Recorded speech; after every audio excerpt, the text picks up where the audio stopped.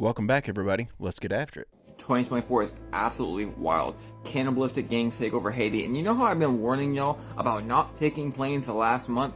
Well, a whistleblower just passed away. Before we really dive into Haiti, it's important to remember. Do you remember in 2020 when all these CEOs were stepping down and a whole bunch of celebrities like Ellen were going missing? Here's a few of them. Haiti is great already.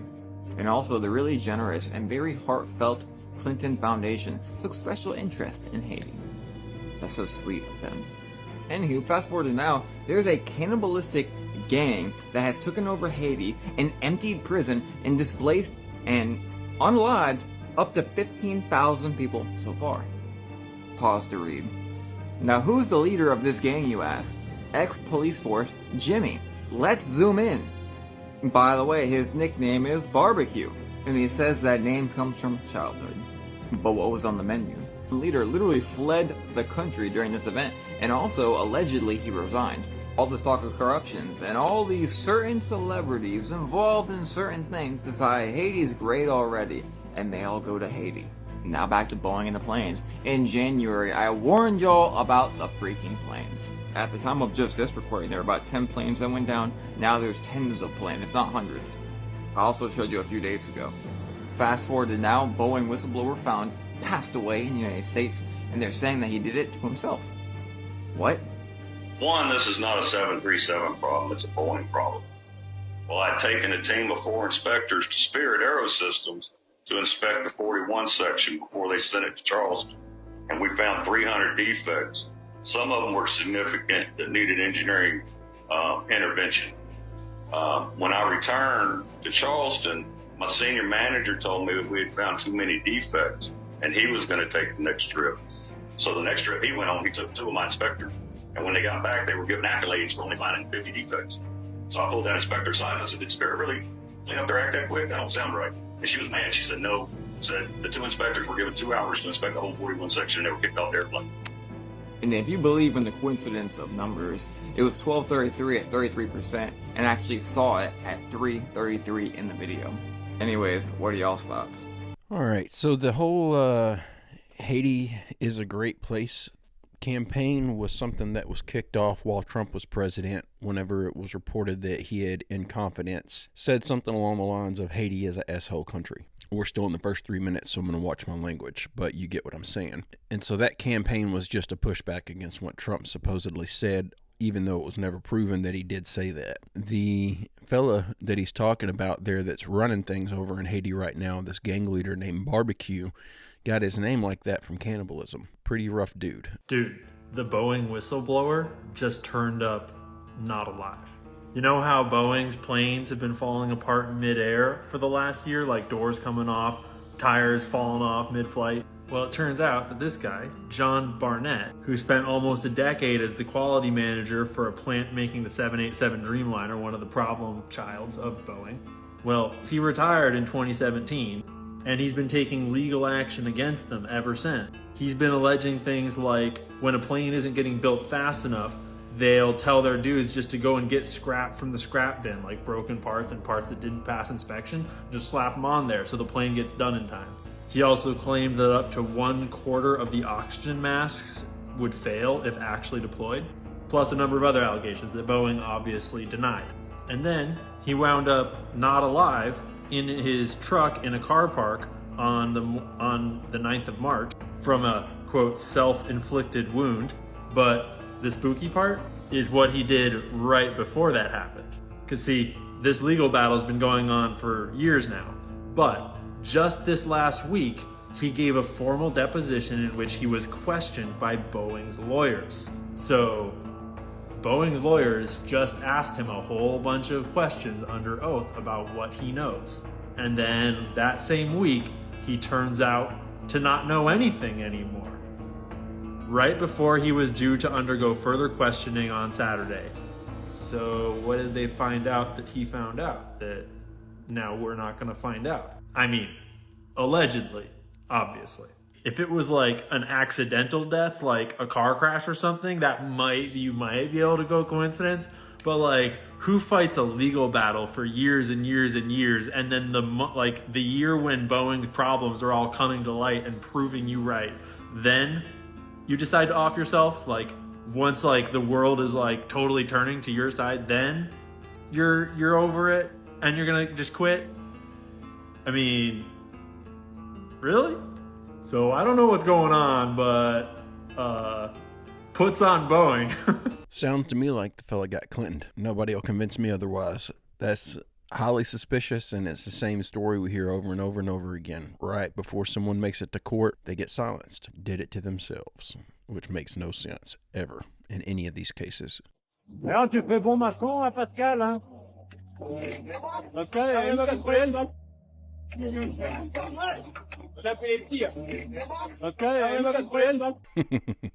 We need to do that here in the United States. We need to build our wall at the southern border and then send that crew on up to DC and start walling the whole place in. Hey, if you're enjoying this video and you like this kind of content, I make a new one just like it every single day. It'd be awesome if you'd hit that subscribe button and come back tomorrow to join me.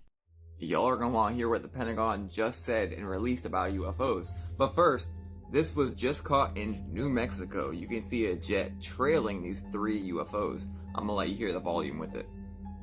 Dalton.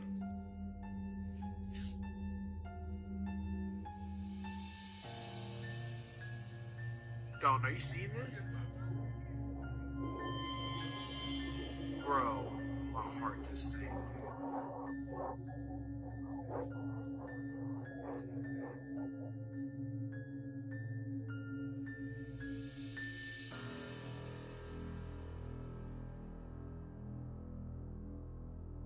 Look how good this footage is. My goodness.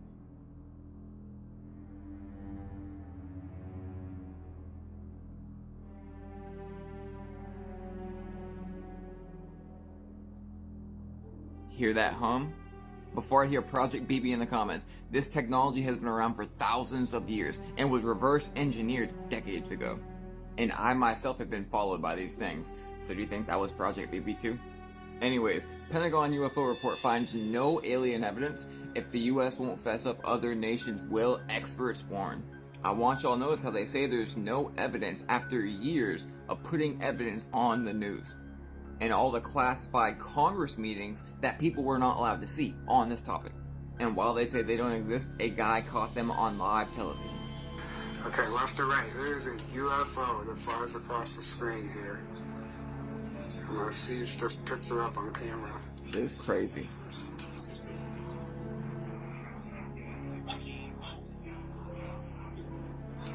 I find that hilarious that they come out with all this video footage and supposed photos of crafts and stuff that they took 40, 50 plus years ago, and all of these stories of servicemen coming out reporting these sightings and stuff, and then they're going to tell us there's no evidence of anything. I tell you, they just think we're absolutely stupid. Oh my god, what the fuck? I just saw this guy, his name is Mick, I'll tag him. He was talking about how Neanderthals went extinct because they ate themselves into extinction, because Neanderthals apparently do not have the same evolutionary drawbacks as Homo sapiens when they engage in cannibalism. Like, they don't have the same biological response. And a lot of people in the comments were speculating, like, oh my god, maybe this is where we get the uncanny valley response in our brains, where you're seeing somebody who's a human but they're not the same type of human as you, and so you know to be wary. So like, if you were a Homo sapien and you saw somebody who was a Neanderthal, knowing that Neanderthals have no problem eating other Neanderthals and even Homo sapiens, then you would have a fear response because they are a natural predator to you. But that's not what I want to talk about. What I want to talk about is, like, I've known that eating other humans is bad for you because it makes you really sick. But when I wanted to look into this more, I was like, wait, what actually makes you really sick though? Because, like, I know there's some sort of prion disease, so like, I feel like I should know more about this. I also know that people who eat people, they tend to get Kuru, which is like a folklore word, and I never actually knew what the word meant until right now. The word means to shake, and it means to shake because Kuru is often regarded as the laughing's disease. So when you eat another person, you can become so sick that you're uncontrollably shaking with laughter. What kind of villainous shit is that? But what is most interesting about all of this is that I thought that if you ate another person, you would get sick no matter what. I thought, like, it didn't really matter what part of that person that you ate. Like, you would get sick if you just kept eating people. But apparently that's not true. This is not an endorsement of cannibalism, by the way. I'm, like, very afraid of cannibalism. Anyway, apparently if you eat like another person cooked, then it has basically the same sort of ramifications as eating any other large omnivore. But where things really go south, and this is so interesting because, like, what a defense mechanism, right? Things go south when you eat another human being, by which I mean Homo sapiens, brain.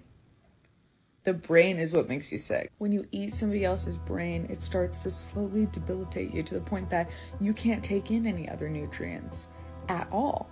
And then eventually you're forced to just lie down and die. Like, the human mind is already truly a marvel, right? But I really respect the sense of vengeance. Like, the fact that we have evolved a built-in sense of vengeance. Like, yeah, and it's to make sure that the population doesn't die out like the Neanderthals. Sure, okay, whatever. I prefer the Batman approach. I like... So I'm also not saying that people should eat people, but this is interesting information to have with the way the world's going. May come to a point where you have no choice. Definitely see a situation in our near future where neighbors are eating neighbors. Just stay away from the brains and you should be all right. This is for entertainment purposes only. You see that news story recently that was it happened in Spain. This woman was doing a experiment and she was going to be living in a cave underground for 500 days. The only human interaction she had was, I think it was like weekly or monthly visits from doctors just to check on her, and that was it. And they wouldn't update her on anything. They wouldn't tell her what day it was. They would not do anything. She laid under there. There's videos of her doing like workouts and exercises and stuff and vlogging, pretty much just telling her experience. Right? No sun at all. 500 days. And this was like in October of like 2021. Then they pull her out and she's like almost resisting because she thinks it's only been, what she's been tracking, only been 120, 150 days. She only believed it would only have that many days had passed. She just lost complete lost time, everything. I mean, imagine your sleep cycles, how messed up they would be. It's absolutely terrifying. Think about being alone in a cave for 500 days. Nope. Do you see those cave exploring videos? Like when they're crawling? It gives me so much anxiety. Have you seen those videos? That's kind of crazy. 365 days in a year, she stayed roughly a year and a half underground and thought that it was less than half a year. So essentially, she lost a year of her life, mentally speaking. That's fascinating. But my question actually has to do with your numbers theory. So if by your logic you say 1 times 1 equals 2, are you insinuating that 1 times 0 then equals 1? Equals 1. Well, that's what we were saying with the identity principle, the identity property. It says that 1 times nothing equals nothing. So now you have the laws of physics have to now adjust because something just disappeared. Conservation of energy can't be created or destroyed. So if 1 times 0 equals 0, then what happened to the energy of the 1? Isn't that the same problem that Stephen Hawking was talking about with the event horizon and the information going in and still being present? That conflict that was started? Well, that's because of the math. The principles in the math are not founded on truth. It's not founded on substance. The identity principle, anything times 0 is 0 and anything times 1 is 1. Where is that number? Where is that exemplified in nature or in universal phenomena? Is it? This makes sense in the idea that there is nothing. There is no nothing, I think would be the correct way to say it. There is no such thing as nothing. Everything that exists. Everything that doesn't exist is just an idea. There's not a thing there to multiply by. So 0 theoretically is, I guess, a placeholder, but it's a non-existent thing. It's an idea. It's not an actual thing. The city of Pittsburgh just authorized a 4-hour daily purge. Like, if you live in Pittsburgh, I hope you got a firearm. And if you don't, go fucking buy one and get a lot of ammo, because you're gonna need it. Because between the hours of 3 a.m. and 7 a.m., your 911 calls are going to voicemail. And also during that time, there is not gonna be a single fucking cop at a single fucking police station in the city of Pittsburgh. Like, during most of the overnight shifts, there is gonna be 22 police officers for the entire city. They're not gonna be responding to most calls. They're no longer gonna be responding to theft, harassment, criminal mischief, and the worst of all, they will not be responding to burglary alarms. The police will not be responding to your house being burglarized. Who the fuck thought this was gonna be a good idea? Who the fuck thought that in the middle of the night you only need 22 police officers for the whole fucking city? Who thought sending 911 calls to voicemail for 4 hours a day was a good idea? Y'all are literally about to have a 4-hour purge every fucking day. Your city is gonna get torn apart. Seriously, citizens of Pittsburgh, buy firearms. Lots of firearms. Because the police there aren't gonna protect you anymore. I don't care if I had to sell everything that wasn't nailed down in my home in order to get out of there and then just wing it whenever I got somewhere else. There's no way in hell I'd be staying in Pittsburgh. If anyone who's living there, I highly suggest you get out of there as fast as possible. This sounds like a nightmare, a recipe for disaster. Do you know who is behind the chaos in Haiti right now? Well, this is the most powerful man in Haiti right now, who is a gang boss named Barbecue. His real name is Jimmy Trezer, and oh, look what he's wearing, huh? And he's very proud of it too. He's always wearing that square and compass. I mean, there's just so many photos out there. It is just so blatant and in our face. But I mean, hey, what should I expect? This entire world system is controlled by these secret societies, and their esoteric symbolism is everywhere. I mean, look, you got the Gmail, you got the Apple Store, Android Store, having the square and compass. You got Google Play having the seal of Satan. You got Google GPS having the one eye symbolism. I mean, you got Chrome having the Divine King sign 666. I mean, it is just everywhere. But what do we expect when we live in a world under the rule of the Prince of the Power of the Air, being Lucifer? And these guys worship Lucifer. Lucifer? I am Lucifer. Can you find Lucifer for me? Pure, virtuous, wholesome, innocent individual that's out to help people. Lucifer is? Yeah. Listen, say that again. Lucifer is a pure, holy, virtuous. Virtuous. Now see the Lucifer that God created? That's the same one. Oh man, this is great. I can put this on the internet. God bless you, brother. Because that's exactly what the Shriners and Masons teach us in Lucifer. Lucifer is light. No. And here, what are my hospital? Now, that was supposedly a video of a Shriner, a Freemason, talking about how he worships Lucifer. Again, I cannot confirm if that was genuinely a Shriner, a Freemason, or if that was an actor. I am just being transparent with you guys. And remember, this video is for entertainment purposes, and this is all my personal opinion. But with that, let's go back to the situation in Haiti, how this is the most feared gang boss, Barbecue, now the most powerful man in Haiti. Now, I'm not going to read to you the entire article, but I want to point out a few things here. He sees himself as a revolutionary fighting against the dark corruptions of government and oligarch businessmen. He is quoted saying, "I am not a thief. I am not involved in kidnapping. I'm not a rapist. I am just carrying out a social fight." He likes to call himself the Robin Hood of Haiti. So you're telling me that Haiti is in absolute chaos right now, with this man in charge who is calling himself the Robin Hood of Haiti, who is considered a revolutionary going against the dark corruptions of evil, all while he rocks the square and compass. Yeah, nothing suspicious is going on. Well, here's my personal opinion. You can take it or leave it. You can believe whatever you want, okay? But we have chaos going on right now in Haiti. Their motto is order out of chaos. You have a frontman. You have an agent who is a revolutionary rocking the square and compass. So my speculation, my discernment is telling me this is an operation. They are going to bring order from this chaos. Can anyone say smart city, smart island in the future for Haiti? Possibly, right? They are laying the foundation, rebelizing so they can then build. The phoenix shall rise from the ashes. And I believe this is a sign of what's to come to the rest of the world. For we can all see the lawlessness and the chaos gripping the world right now. We can see it building, and we know there is a purpose, there is a point. They will bring order from the global chaos, for that is how the Antichrist shall rise and bring in false peace. So I believe Haiti is a small example of what we will see globally. And we are being told, we are being slapped in the face so blatantly of who's in charge, with that guy rocking the symbolism. Just so blatant, just so out there, because they know that they can do it. They know that they can rock the symbolism and nothing's going to happen.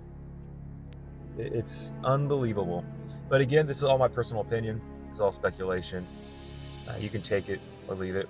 You know, believe whatever you want. You can believe it's all organic over there. Nothing weird's going on. You know, do your own research. Believe whatever you want. But again, I'm just relaying some information here. But at the end of the day, it is what it is, right?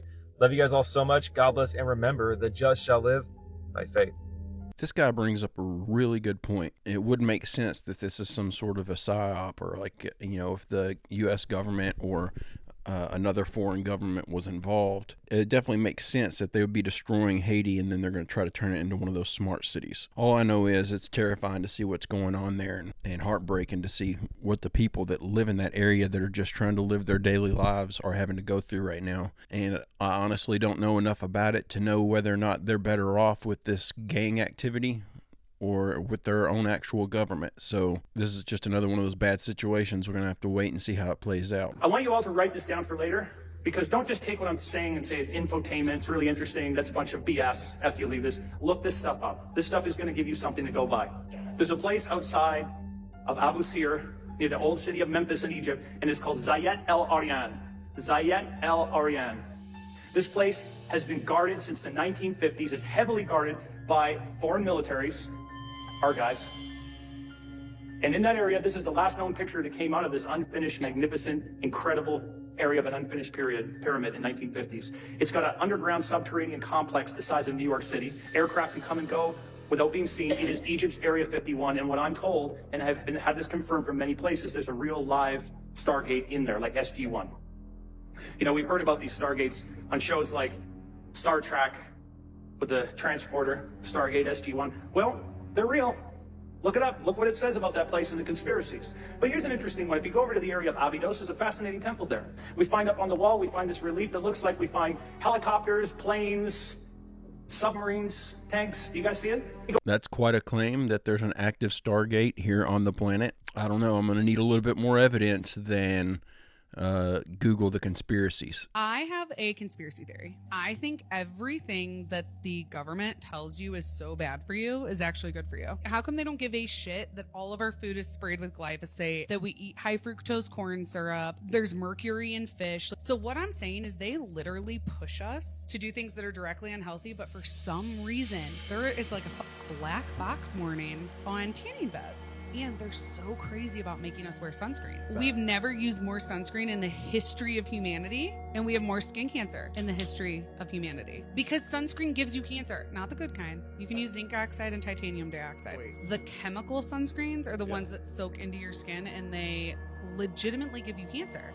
So it's like Skin Foundation and the American or the whatever Science for Disease, you know, all the like multiple letter like organizations, all they do is tell us to wear sunscreen. I'm like, if they're so against tanning beds, I think we're onto something. I'm gonna do everything opposite of what they tell me. Well, you know, they don't want a large population. They're slowly decreasing our life expectancy and knocking us out that way because it'd be too obvious if they just started sending out suicide kits. Yo guys, check this out. My package that we made just came in. It's this really nice paperweight. Got this kind of like handle thing right here, accent piece, and you use it to pry out this lid, and the inside is this little shiny ball, and it looks so freaking cool. It'd be a really good piece to put on my desk or something. So this is supposed to be a reenactment video of a situation that actually took place, and you can look it up by Googling Demon Core. Get on YouTube and look up Demon Core. But apparently this is a real situation that killed a bunch of people, where they actually had this radium or whatever, this radioactive substance, and were playing with it and accidentally killed each other. Interesting little rabbit hole to go down. This movie just came out and I couldn't believe my eyes when I saw John Cena on the cover of it. I think we all know what's going on here, and thank you to Cat Williams, who's made it to the very top of the industry. This is starting to become very obvious nowadays. I mean, we have John Cena here in a skirt, a bra, pigtails, and little fishnet tights, whatever you call them. And I don't know what this movie is about. I'm not trying to find out. But for those of you out there who think this has no meaning, you got to listen to what Cat Williams has been saying for years now. The humiliation ritual is very real. The money and opportunities are extremely massive when you put on a skirt, and it is only becoming more normal now. You know, there's absolutely something to this humiliation ritual stuff. It's heartbreaking to me to see John Cena going through this because he's got so many good qualities. He's such a good guy in the areas that really matter. Because of the good that he's done, I kind of feel bad pointing out this humiliation ritual stuff on him. And so I also wanted to highlight some of the good that he's done. And that's what this clip is for. I think when you experience something like the reward of a Make-A-Wish, if you're not moved, I don't know if you have a beating heart. What the concept is, these kids facing life-threatening illnesses are granted one wish. And imagine if you were that wish. Think I can do it. All right, let's do it. Let's do it together. Ready? 1, 2, 3. You can't see me.